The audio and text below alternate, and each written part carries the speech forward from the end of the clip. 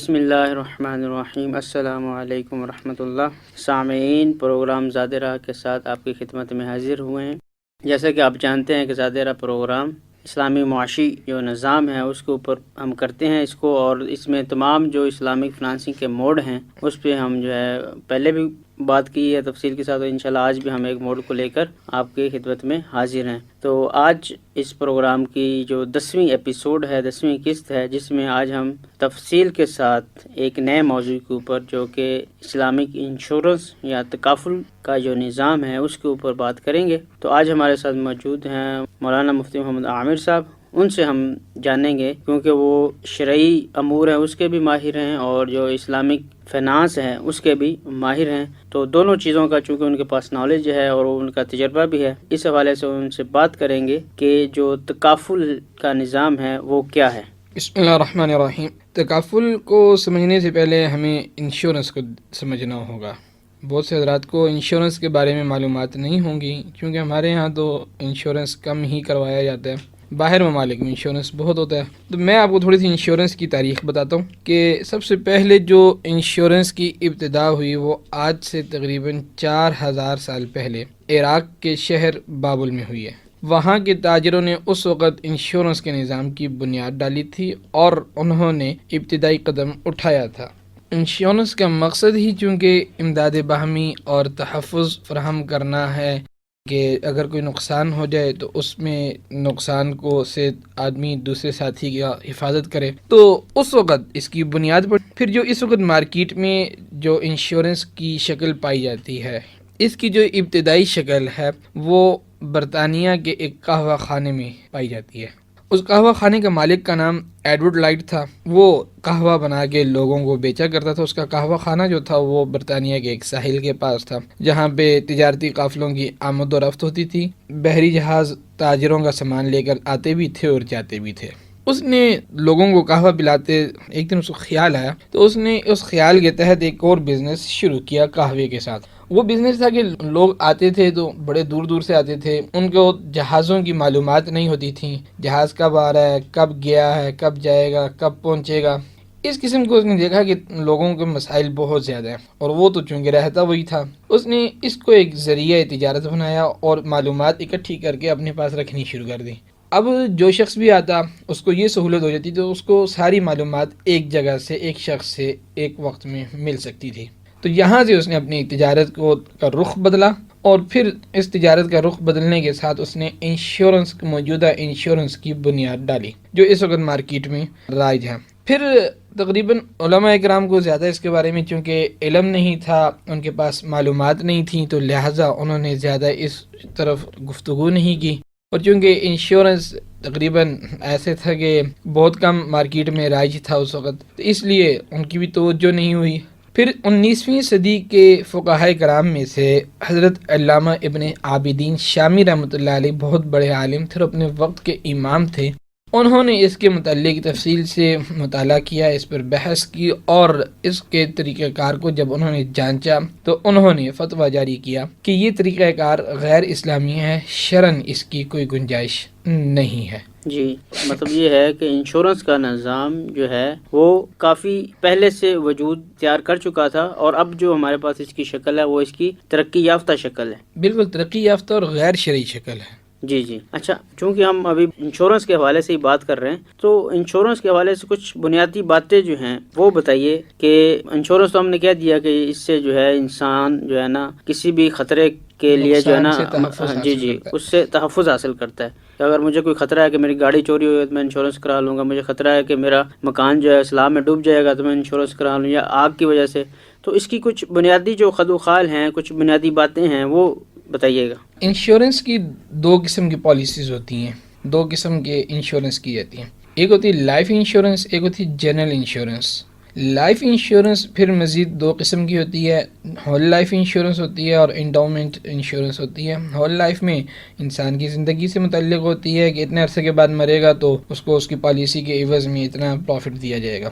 اور اس کے علاوہ دوسری قسم میں اس کے جسم کے اعضاء کا کیا جاتا ہے، اس کے ہاتھ کا کیا جاتا ہے، اس کی آنکھوں کا کیا جاتا ہے، اس کے کان ناک کا کیا جاتا ہے، بلکہ اب تو یہاں تک کہ آواز کا بھی انشورنس ہونا شروع ہو گیا. جو ہمارے گلوکار ہیں، فنکار ہیں، یہ اپنی آوازوں کا بھی انشورنس کرواتے ہیں کہ بھئی اگر ہمیں کوئی حادثہ پیش ہو جائے، ہماری آواز خراب ہو جائے، اس کا مطلب یہ ہے کہ جو بھی کسی کا احساسہ ہے وہ اس کی انشورنس کرا سکتا جی ہے، ہاں، وہ کراتے اپنے رہتے ہیں ایسٹس لوگ. کی وہ کرواتا ہے. مطلب ایک گلوکار کے لیے اس کے گلے کی آواز ہے، ٹھیک ہے، تو اس کی جی انشورنس کرا. ایک بندے کے لیے اس کے روزگار کے لیے ہاتھ ہیں تو وہ ہاتھ کی انشورنس کرا لیتا ہے. بالکل. یا اگر کسی کے ڈرائیور ہے تو اپنی گاڑی کی کرا لے گا. کوئی رائٹر ہے وہ اپنی جی جی، انگلیوں کی کروا انگلیوں سکتا کی ہے. کروا سکتا ہے. تو یعنی کہ یہ انشورنس بالکل. مطلب مختلف چیزوں کی ہو سکتی ہے. جی ہاں. پھر دوسری قسم جو جنرل انشورنس ہے کی پالیسی ہوتی ہے، اس کی 3 اقسام ہیں. میرین انشورنس، پانی کی انشورنس ہوتی ہے. پھر فائر انشورنس ہے آگ کی. اور تیسری جو ہے پراپرٹی انشورنس ہے. اگر ہم انشورنس کی ہسٹری کو بھی دیکھتے ہیں تو اس میں بھی ہمیں یہ بات معلوم ہوگی. سب سے پہلے میرین انشورنس وجود میں آئی، کیونکہ قہوہ خانہ جو تھا وہ ادھر تھا، سمندر برطانیہ کے کنارے. ساحل پر تھا. جی جی. اور 4000 سال پہلے بھی جو انشورنس ہوتی تھی وہ بھی اس وقت کے بابل شہر کے تاجر کرتے تھے اور اپنے اس تجارتی سامان کی کرتے تھے. اور تجارت وہ لوگ سمندر کے ذریعے کرتے تھے، جاتے تھے لوگ. میرین انشورنس سے انشورنس کی بنیاد پڑی. پھر لندن میں ایک دفعہ بہت بڑی آگ لگ گئی. اس آگ میں بہت زیادہ نقصان ہوا، تقریباً آدھے سے زیادہ لندن جل گیا تھا اس وقت کا. تو پھر فائر انشورنس وجود میں آئی. اس کے بعد پھر انشورنس نے مزید ترقی کی تو اب پراپرٹی انشورنس کی. آپ اپنی پراپرٹی میں اپنے گھر کو، اپنی کار کو، اپنی جس قسم کی پراپرٹی آپ اس کو جو ہے نا انشور کروا سکتے ہیں. ان تمام اقسام میں ہوتا یہ ہے کہ کمپنی اپنے کسٹمر سے کچھ روپیہ ماہانہ یا سالانہ بنیادوں پر لیتی ہے، اینولی اور منتھلی. اسے ہم پریمیم کہتے ہیں. اور پھر اس میں سے جون سی انشورنس انسان پالیسی ہولڈر اپنی کمپنی سے کرواتا ہے اس میں اس کو انشور کر دیا جاتا ہے. اور جو کرواتا ہے، مثلا لائف انشورنس کرواتا ہے تو لائف انشورنس میں حادثے کی صورت میں اس کے پریمیم کے عوض کمپنی اس کو پروفٹ دیتی ہے. تو یہ اس کے نقصان کی تلافی کی جاتی ہے، اور تلافی بھی اسی حادثے میں کی جاتی ہے کہ جس حادثے کا انشورنس کروایا ہوتا ہے. آواز کا جیسے ہم نے بتایا کہ انشورنس کراتے ہیں، اگر کسی آدمی نے آواز کا انشورنس کرایا اور آواز بند ہو جائے تو پھر کمپنی سے انشورنس کلیم کرتا ہے اور اپنی پالیسی کو واپس لیتا ہے اور اس پہ پروفٹ گین کرتا ہے. جی سامعین، میں آپ کو بتاتا چلوں کہ زادرہ RCIB کا ایک پروگرام ہے، اور RCIB جو ہے رفاہ انٹرنیشنل یونیورسٹی اسلام آباد کا ایک ذیلی ادارہ ہے جس میں اسلامک فنانس کے اوپر ریسرچ، تحقیق اور اس کی تدریس کی جاتی ہے. تو آج ہمارے پاس چونکہ ایک ایسا موضوع گفتگو ہے جو کہ ابھی مارکیٹ میں چونکہ نیا نیا اس کا آغاز ہوا ہے. ایکچولی تو کنسیپٹ اس کا کافی پرانا ہے، لیکن تکافل کے نام سے، اسلامک انشورنس کے نام سے یہ بھی مارکیٹ میں نئی چیز ہے. تو ہم چاہ رہے تھے کہ سامعین کو اس کے حوالے سے بھی کچھ بنیادی باتیں جو ہیں وہ پتہ چل جائیں. مولانا صاحب یہ فرمائیے گا کہ جو مروجہ انشورنس ہے اس میں جو اب نقصان کی جو تلافی ہے، ہم نے یہ بہت جگہوں پہ سنا ہے کہ اس کی جو انشورنس کانٹریکٹ ہے یہ ناجائز اور حرام، اس میں بہت ساری چیزیں ہیں. تو آپ اس کی تفصیل کے ساتھ بتائیے گا کہ اس کی تلافی کیسے اور یہ کیسے ناجائز اور حرام ہے. لیکن انشورنس کا مقصد یہ ہے کہ کسی کے نقصان کی تلافی کی جائے، اور یہ مقصد تو بہت اچھا ہے کہ کسی کو نقصان سے تلافی کرائی جائے اور اس کا نقصان کا تحفظ کیا جائے. جی. اور ہوتا یہ ہے کہ یہ مقصد تو ٹھیک ہے، لیکن یہ جو نظام ممنوع ہے اس کے منع ہونے کی جو وجہ ہے وہ اس کے طریقہ کار ہے، اس کا پروسیجر جسے آپ کہہ لیں وہ ہے. اس میں 3 باتیں پائی جاتی ہیں. اس میں جو 3 باتیں پائی جاتی ہیں، ایک تو ربا ہے، ایک غرر ہے، ایک قمار ہے. ربا اس طرح پایا جاتا ہے کہ جب آپ پالیسی لیتے ہیں اور اس پالیسی پہ آپ نقصان کلیم کرتے ہیں یا کمپنی آپ کو آپ کا پیسہ دیتی ہے پروفٹ کے ساتھ، تو وہ آپ کو بسا اوقات ایسے ہوتا ہے کہ وہ آپ کی پالیسی سے زیادہ ہوتا ہے، تو یہ ربا ہے. اور آپ نے تو روپیہ دیا، پالیسی مینز آپ نے روپیہ دیا، اور کمپنی سے بھی آپ روپیہ ہی لے رہے ہیں. نقصان کی صورت میں بھی اگر آپ کو نقصان ہوتا ہے تب بھی آپ کمپنی سے روپیہ لے رہے ہیں. آپ کو اگر گاڑی کا انشورنس کروایا تو آپ کو گاڑی نہیں، آپ کو روپیہ ہی ملے گا. یہ ربا ہے، روپے کے بدلے میں روپیہ لینا زیادہ. دوسری صورت غرر ہے، انسرٹینٹی، کہ آپ نے کمپنی سے پالیسی لی، اب آپ کو پتہ نہیں ہے کہ آپ کو نقصان آپ کی پالیسی کے عوض کتنا ہوگا. آپ کا نقصان پالیسی سے کم ہوگا یا پالیسی سے زیادہ ہوگا. صحیح. آپ کا نقصان جب ہوگا تو آپ کو کمپنی سے کتنے پیسے ملیں گے؟ آپ کو تھوڑے پیسے ملیں گے، یا جتنی پالیسی آپ نے لی ہے آپ کو اتنے پیسے ملیں گے. انسرٹینٹی پائی جاتی ہے، غیر یقینی صورتحال. اسی طرح کمپنی کی طرف دیکھیں تو کمپنی کو بھی معلوم نہیں کہ آپ اس کو کتنی پالیسیز، کتنی انسٹالمنٹ جمع کروائیں گے، اور جب انسٹالمنٹ جمع کروائیں گے تو اس کے عوض کمپنی آپ کو کتنے پیسے پے کرے گی. نقصان کی صورت میں زیادہ پے کرے گی، کم. انسرٹینٹی پائی جا رہی ہے.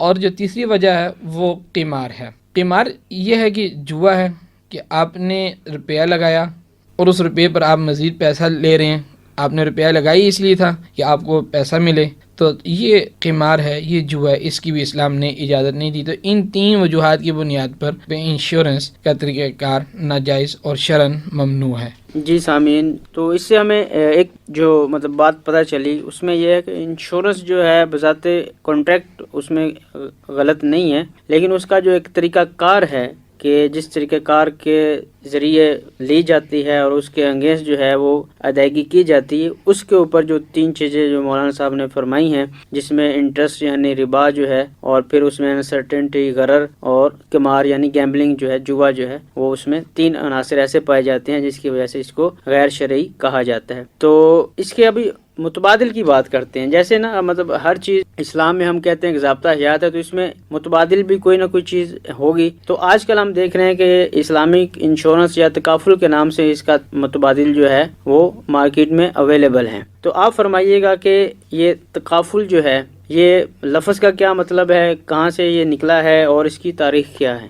سب سے پہلی بات تو یہ ہے کہ یہ متبادل نہیں ہے انشورنس کا، جی، یہ اسلامک سسٹم ہے، اسلام کا اپنا سسٹم ہے، جی، اسلام کا اپنا سسٹم ہے، اور جو ہمارے عوام میں رائج نہیں تھا، یہ کچھ عرصہ رائج رہا اور پھر ختم ہو گیا، تو ہم یہ سمجھتے ہیں کہ شاید ابھی ہم اسلامائز کر رہے ہیں انشورنس کو۔ نہیں، یہ اسلامک انشورنس اسلام کا اپنا ایک سسٹم ہے جو اسلام نے دیا ہے اخوت اور بھائی چارے کی بنیاد پر۔ تو تکافل جو ہے نا جی، یہ ایکچولی ایسے ہے کہ انگریزی زبان کا جو لفظ انشورنس ہے، اس کو اگر ہم عربک لینگویج میں ہم چیک کریں تو اس کا جو مترادف لفظ ملتا ہے، قریب ترین لفظ جس کا ہمیں ملتا ہے وہ تامین کا لفظ ہے۔ مطلب نقصان سے حفاظت کی ذمہ داری کی بجاوری، جیسے کہہ لیں آپ اسے یہ کہہ لیں کہ امن و امان لینا اور دینا کے حوالے سے استعمال ہوتا ہے یہ لفظ۔ 1 صدی تک یہ لفظ رائج رہا، انشورنس کو عربی ترجمے کے طور پر تامین کا لفظ رائج رہا۔ پھر ایک وقت 1 صدی کے بعد اس کو لفظ کو تبدیل کر کے تکافل کا نام دیا گیا، اور تکافل میں کانسیپٹ وہی تامین والا ہے، لیکن تکافل جو ہے لفظ نیا ہے، کانسیپٹ وہی اسلامک بھائی چارے کا، اخوت کا، وہ پرانا ہے، لفظ نیا ہے۔ تو یہ تکافل کا جو مقصد ہوتا ہے نا جی، اس کا مطلب بھی یہی ہے کہ کسی بھی جو گروپ ہے، جو ایک کمپنی سے ایک گروپ بنتا ہے اور اس گروپ میں کے جو ممبر ہیں جنہوں نے تکافل پالیسی لی ہوتی ہے، تو وہ کسی بھی نقصان کی صورت میں باہمی امداد کے تحت مشترکہ رقوم سے، جو ہماری مشترکہ طور پہ پیسے جمع ہوئے ہیں، ان سے آپس میں ایک دوسرے کے نقصان کا ازالہ کرنا، اس کی تلافی کرنا، اس کو تکافل کہا جاتا ہے۔ تکافل کا لفظ تو نیا ہے، مگر میں یہ عرض کر رہا ہوں کہ یہ نظریہ اور کانسیپٹ جو ہے یہ بہت پرانا ہے۔ اچھا، تھوڑی سی یہ میں آپ کو بتا دوں کہ اس کی کوشش کی ابتدا کیسے ہوئی۔ سب سے پہلی کوشش جو تکافل کے حوالے سے، اسلامک انشورنس کے حوالے سے ہوئی، وہ گلف کنٹریز میں 1979 میں ہوئی۔ ایک کمپنی تھی جس کا نام تھا دا اسلامک مضاربہ فار انویسٹمنٹ سیونگ اینڈ تکافل بٹوین مسلمز، یہ قائم ہوئی تکافل کے لیے ہی، مضاربہ بیسڈ تھی یہ کمپنی، اور اس کو جو ہے نا تکافل کے لیے، اسلامک انشورنس کے لیے قائم کیا گیا تھا۔ اس کے بعد 1980 میں گلف ہی میں ایک اور کمپنی قائم ہوئی گلف کنٹریز میں، جس کا نام تھا دا اسلامک تکافل کمپنی۔ پھر تھوڑی سی اور ترقی ہوئی، 1984 میں ایک تیسری کوشش ہوئی سوڈان میں، انہوں نے تکافل کے حوالے سے ایک کمپنی قائم کی جس کا نام تھا اسلامک انشورنس کمپنی سوڈان۔ پھر یہ سلسلہ جاری رہا آہستہ آہستہ، پہلے تکافل کی کمپنی جب 1979 میں قائم ہوئی، اس وقت لوگوں نے، علماء اکرام نے اس پہ کام کیا، تو ایک نئی کمپنی قائم ہوئی جو 1980s میں قائم ہوئی، پھر 1984 میں ایک اور یہ سلسلہ جاری، اور اب میرا خیال ہے 50 سے ابو جو ہے نا اسلامک انشورنس کی کمپنیز مارکیٹ میں پائی جاتی ہیں۔ جی سامعین، میں آپ کو بتاتا چلوں کہ زادرہ پروگرام اسلامک فنانس کا پروگرام ہے، جس کے اندر اسلامی معاشی نظام کہ آپ نے کاروبار کیسے کرنا ہے، کیسے آپ نے کمائی کرنی ہے، کون کون سے طریقے اختیار کرنے ہیں، اور کون کون سے آپ نے اس کے اندر شرائط کا خیال رکھنا ہے کہ یہ چیز جو ہے حلال سے حرام نہ ہو جائے۔ تو اس حوالے سے ہمارا یہ پروگرام ہے، اس میں ہم نے بہت سارے اسلامک جو فنانس کے موڈ ہیں، جو طریقہ کار ہیں، اس کے اوپر ہم بات کی، اسی سلسلے کا یہ ہمارا پروگرام ہے۔ تو آپ بھی خط و کتابت کے ذریعے، ای میل کے ذریعے ہمارے پروگرام کے اندر شامل ہو سکتے ہیں، اپنی قیمتی آراء دے سکتے ہیں، تجاویز دے سکتے ہیں، اور کوئی اگر سوالات ہوں اس سے متعلق، آپ اپنا کوئی کاروبار کرنا چاہتے ہوں یا اس کے متعلق کوئی رائے لینا چاہتے ہوں، یا کوئی اسلامک فنانس کے اوپر اپنے کاروبار کو وسعت دینا چاہتے ہوں، تو اس حوالے سے آپ ہم سے رابطہ کر سکتے ہیں۔ ہمارا ای میل نوٹ کر لیجئے، zadera@hotmail.com، zaderah@hotmail.com. آپ اس پہ ہمیں ای میل بھیج سکتے ہیں. اس کے علاوہ آپ ہمیں خط کے ذریعے بھی رابطہ کر سکتے ہیں ہمارے ساتھ. تو آپ لکھ لیجیے انچارج پروگرام زادیرہ 274 پشاور روڈ راولپنڈی، 274 پشاور روڈ راولپنڈی. اس کے اوپر آپ ہمیں اپنی رائے لکھ کے بھی بھیج سکتے ہیں. تو ہم بڑھتے ہیں ہمارے آج کے موضوع کی جانب. وہاں صاحب یہ فرمائیے گا کہ جو انشورنس اور تکافل کا بنیادی مقصد، مطلب ایک تو ہم نے کہہ دیں تحفظ فراہم کرنا، تو اس کا بنیادی مقصد جو ہے کیا یہی ہے کہ اس کے علاوہ بھی کچھ ہے؟ دیکھیں جی، انشورنس اور تکافل کا بنیادی مقصد تو یہی ہے کہ کسی بڑے نقصان کی صورت میں پالیسی ہولڈر کی مدد کرنا، اس کا ساتھ تعاون کرنا، تاکہ جو بیچارہ نقصان کی وجہ سے بیٹھ گیا تھا گھر میں تو وہ دوبارہ اپنے پیروں پر کھڑا ہو سکے. اس کی اتنی مدد کرنا کہ وہ کم از کم اپنے کاروبار کو دوبارہ شروع کر لے اور اس کو تنہا نہ چھوڑا جائے. یہی بھائی چارہ ہے، یہی اخوت اور مساوات کا درس ہے. انشورنس اور تکافل کی جو پالیسیز ہیں یہ خریدنا یہ توکل کے بھی خلاف نہیں ہے. مسئلہ یہ ہے کہ بھئی میں اللہ پاک پر توکل کرتا ہوں، اور ٹھیک ہے، اچھی بات ہے، توکل کیا جائے، لیکن اس توکل کا یہ مطلب نہیں ہے کہ آپ انشورنس پالیسی نہیں خریدیں. تکافل پالیسی، اسلامک انشورنس پالیسی آپ ضرور خریدیں. یہ توکل کے خلاف نہیں ہے، بلکہ یہ ایسے ہی جیسے آپ نے ایک اونٹ آپ نے رکھا ہوا، اور جیسا کہ آپ صلی اللہ علیہ وسلم حدیث بھی ہے کہ اونٹ کو باندھ کر رکھو اور پھر توکل کرو، تو یہ توکل ہے. تو انسان اپنے نقصان کے لیے حفاظتی تدابیر کو اختیار کرے. حفاظتی تدابیر کو اختیار کرنے کے بعد گئے کہ بس اب جو اگر کوئی نقصان ہو جاتا ہے تو اللہ پاک مالک ہیں، وہی میرے خالق ہیں، انہوں نے مجھے پیدا کیا تو وہی انشاءاللہ دیں گے. تو بنیادی مقصد یہی ہے. لیکن پھر آہستہ آہستہ جب جو وقت گزرتا گیا تو جو ہمارا انشورنس، کنونشنل انشورنس سسٹم ہے، اس سے یہ مقصد ختم ہونا شروع ہو گیا. پہلے لوگ اسی مقصد کے لیے انشور کیا کرتے تھے اپنی پراپرٹی کو، اپنے لائف کو، لیکن پھر مقصد یہ ہو گیا کہ جی اب ہم نے اس سے پیسہ کمانا ہے اور زیادہ سے زیادہ پیسہ کمانا ہے. مثلا اگر کسی نے گاڑی کا انشورنس کروایا تو اس کا مقصد یہی ہے کہ بھئی چلو میں گاڑی کو انشور کروا دیتا ہوں تو مجھے مہینے کے 10,000 دینے پڑیں گے، تو 2-3 پریمیم ادا کروں گا، 5ویں چھٹے پہ گاڑی کو خود ہی ایکسیڈنٹ کر دوں گا اور کر دوں گا بھئی یہ لیں مجھے انشورنس آپ دے دیں، مجھے پالیسی دے دیں. اسی طرح پلازے کو جو آگ لگا دی اور پھر ہاں، پلازا بنایا ہوا تھا، پلازا چل رہا تھا، جب بلا تو دیکھا بھئی مجھے اس پلازے پہ تھاپ لگایا تو پتہ چلا کہ میں نے جتنا پریمیم جمع کرایا مجھے انشورنس کی صورت میں زیادہ پیسہ ملے گا، تو آگ لگا دی. اب تو وہ مقصد تو فوت ہو گیا نا، اب وہ خود نقصان کر رہا ہے. اور انشورنس کا یہ قطعاً یہ مقصد نہیں ہے کہ آپ خود نقصان کریں. انشورنس کا مقصد یہ ہے کہ اگر قدرتی طور پر آپ کا نقصان ہو جاتا ہے، بائی چانس آپ کو نقصان ہو جاتا ہے ایکسیڈنٹلی، تو پھر آپ کو اس نقصان کی تلافی کی جائے. آپ خود اپنے ہاتھ توڑیں تو کون آپ کو ہاتھ جوڑ کر دے گا؟ لیکن لوگوں نے یہ حرکتیں شروع کر دیں، اور پھر یہی وجہ ہے، پھر انسرٹینٹی بھی آ رہی ہے. پھر کمپنی بھی جو ہے وہ پیسہ جو ہے نا آگے انویسٹ ایسی جگہوں پہ کر رہی ہے جو بھی تاکہ مجھے زیادہ سے زیادہ انٹرسٹ ملے. اب ظاہر بات ہے جو انشورنس کمپنی آپ کو انٹرسٹ دے گی وہ آگے جا کے ایسی جگہوں میں روپیہ بھی وہیں انویسٹ کرے گی جہاں سے اس کو انٹرسٹ ملے گا، جبھی تو آپ کو انٹرسٹ دینے کے قابل لے گی نا. اس لیے بھی تو یہ کمپنی، انشورنس کمپنی کی پالیسی خریدنا شرعاً ممنوع ہے. اچھا، اس کے لیے لوگوں نے جعل سازیاں شروع کر دیں.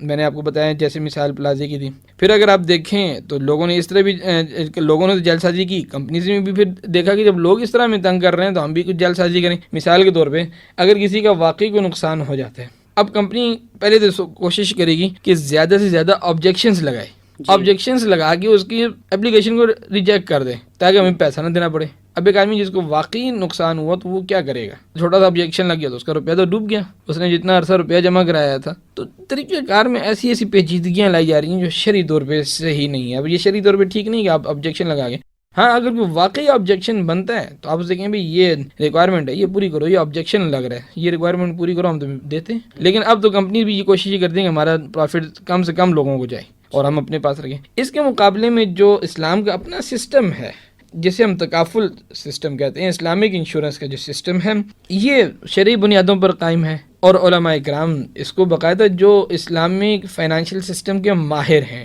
جن کو معلوم ہے، اور ایسے علماء کرام ہیں جن کو کنونشنل سسٹمز کا بھی پتہ ہے، تو وہ ایسی کمپنیوں کو ہینڈل کر رہے ہیں اور ان کی شریعہ سپرویژن کر رہے ہیں تاکہ یہ لوگ جو پالیسی دیں، جو ان کے پاس آتے ہیں لوگ پالیسی خریدنے کے لیے، تو یہ ان کو جو پالیسی بتائیں یا کوئی نئی پالیسی لانچ کریں تو وہ شریعہ بیسڈ ہونی چاہیے، اس کی شریعہ سے احکام سے ملتے ہوں، شریعہ احکام سے اپوزٹ نہ ہو رہے ہوں، برعکس نہ ہو رہے ہوں.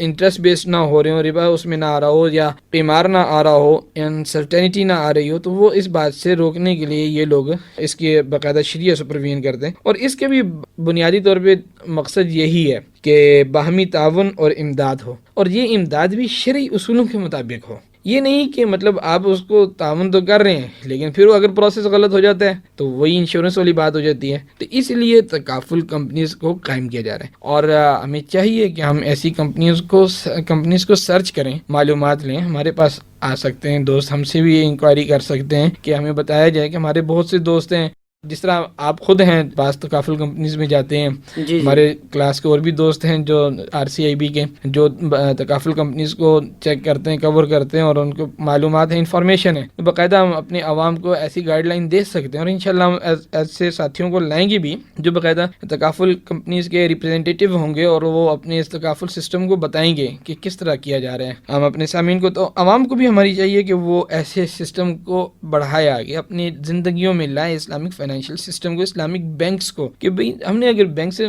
प्रॉफिट लेना ही है तो हम इस्लामिक फाइनेंशियल सिस्टम के तहत क्यों ना लें। वहाँ से हमें प्रॉफिट थोड़ा मिलेगा लेकिन सुथरा तो मिलेगा, साफ तो मिलेगा, और वो प्रॉफिट इस्लामी उसूलों के मुताबिक तो होगा, जिसमें इंशाल्लाह हमें दिली तौर पर सुकून भी होगा, और आखिरत में भी अल्लाह पाक से अजर की उम्मीद रखेंगे कि हमने एक रिबा बेस्ड सिस्टम के मुकाबले में इस्लामिक सिस्टम को प्रमोट करने की कोशिश की, और वहाँ से बाकायदा खालिस इस्लामिक प्रॉफिट गेन किया है। जी सामीन, मैं आपको बताता चलूँ कि ज़ादिरा RCIB रिफा इंटरनेशनल यूनिवर्सिटी इस्लामाबाद की तरफ से पेश किया जा रहा है, जिसका मकसद अवामुन्नास के अंदर इस चीज़ को आम करना है, इस चीज़ को आगे फैलाना है कि हमारा जो इस्लाम का जो दीन है इसको अमली तौर पर हमारे मुआशी निज़ाम के अंदर, हमारे निजी और जो खारजी मामलात हैं उनके अंदर हम इसको अप्लाई करें, और देखें कि जो अल्लाह और उसके नबी के जो असूल हैं, जो वही तरीके हैं कि इसके मुताबिक आज हम ज़िंदगी गुजार सकते हैं कि नहीं। और यकीनन हम इस गुजार सकते हैं, क्योंकि हमारे पास इस्लामी मईशी निज़ाम के अंदर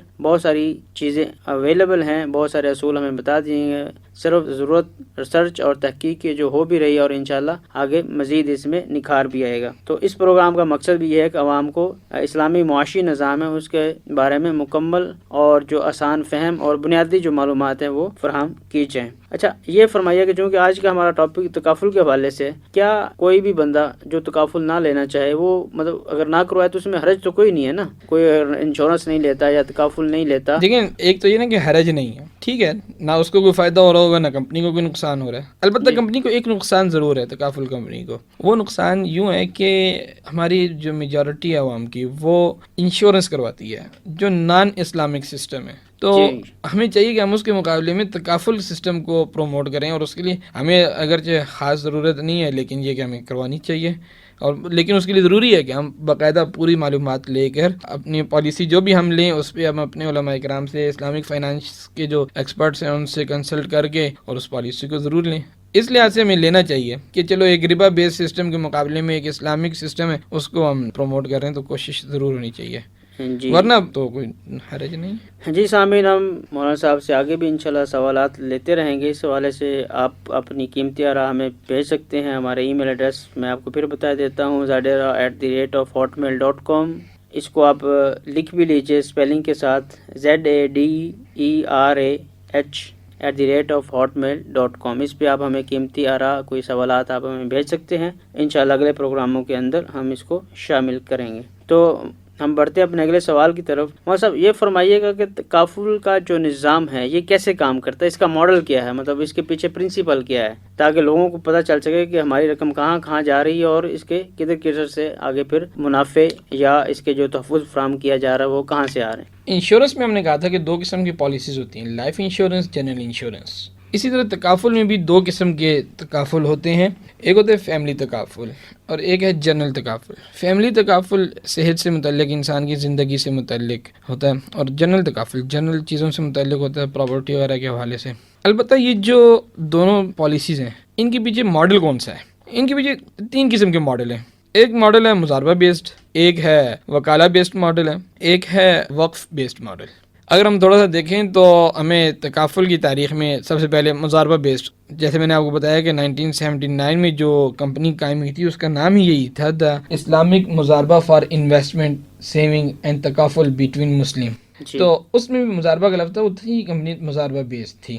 اور مضاربہ بیس میں ہوتا یوں ہے کہ جو پالیسی ہولڈر ہوتا ہے اس کے اور کمپنی کے درمیان میں مضاربت کا کانٹریکٹ ہو جاتا ہے. کمپنی اپنی سروسز پرووائڈ کرتی ہے اور جو انویسٹر ہوتا ہے، جو پالیسی ہولڈر ہوتا ہے وہ انویسٹر ہوتا ہے اور وہ اپنا روپیہ اس کو انویسٹ کر رہا ہوتا ہے. اور پھر کمپنی جو ہے نا پروفٹ جب گین کرتی ہے تو اس پروفٹ کو ڈسٹریبیوٹ کر لیا جاتا ہے کہ اتنا پروفٹ ہم تکافل میں دے دیں گے اور اتنا تکافل پالیسی ہولڈر کو ملے گا، اتنا تکافل کمپنی کو اس کے پارٹنر ہونے کی حیثیت سے ملے گا. اور یہ ماڈل ملائیشیا میں ہے تقریباً. اور اسی طرح بعض ممالک میں، انڈونیشیا وغیرہ کے بعض ممالک میں وکالہ بیسڈ ماڈل ہے وہاں. اور مضاربہ کے بعد وکالہ بیسڈ ماڈل آیا. وکالہ بیسڈ ماڈل میں ہوتا یوں ہے کہ کمپنی اور جو پالیسی ہولڈر ہوتے ہیں ان کے درمیان میں ایک کانٹریکٹ ہو جاتا ہے کہ کمپنی اس پالیسی ہولڈر کے ایجنٹ بن جاتی ہے، نمائندہ بن جاتی ہے اور پھر بزنس رن کرتی ہے. جو پالیسی ہولڈر جو روپیہ یا انویسٹمنٹ کرتا ہے اس کے عوض جو روپیہ مارکیٹ میں بزنس کرتی ہے اور اس بزنس سے جو پروفٹ ہوتا ہے وہ پروفٹ کچھ تکافل فنڈ میں ڈال دیا جاتا ہے، باقی